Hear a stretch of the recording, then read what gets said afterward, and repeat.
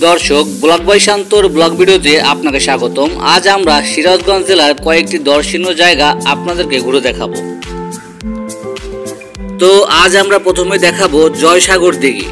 জয়সাগর দিঘির আয়তন প্রায় 58 একর। এই দিঘির সৌন্দর্য মুগ্ধ করে আগত পর্যটকদের। সিরাজগঞ্জের শাহজাদপুর উপজেলার বাঘাবাড়ি নামক স্থানে জয়সাগর দিঘির দেখা মিলবে। এটি বাঘাবাড়ি নদীবন্দর। বাঘাবাড়ি নদীবন্দর হলো বাংলাদেশের একমাত্র অন্যতম প্রধান নদীবন্দর। বাঘাবাড়ি নদীবন্দর যমুনা নদীর পশ্চিম তীরে অবস্থিত। তো চলুন দর্শক, এবার দেখে নিই যমুনা ব্রিজ। যমুনা ব্রিজ 1998 সালে নির্মাণ করা হয়। এই ব্রিজ প্রায় 5 কিলোমিটার দৈর্ঘ্য নিয়ে শুয়ে আছে যমুনা নদীর বুকে। যমুনা সেতু এবং এর পাড়ের সৌন্দর্য উপভোগ করতে প্রতিদিন হাজারো মানুষ ভিড় করে এখানে। এই সেতুর কোল ঘেঁষে বয়ে গেছে বঙ্গবন্ধু যমুনা ইকো পার্ক।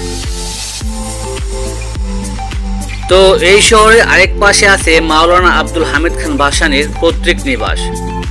তার নামে রয়েছে পাঠশালা। তো এবার চলে আসছি ঐতিহাসিক নবরত্ন মন্দির দেখতে। এলাকাবাসীর কেউ কেউ এই মন্দিরকে দোল মঞ্চ নামেও ডাকে।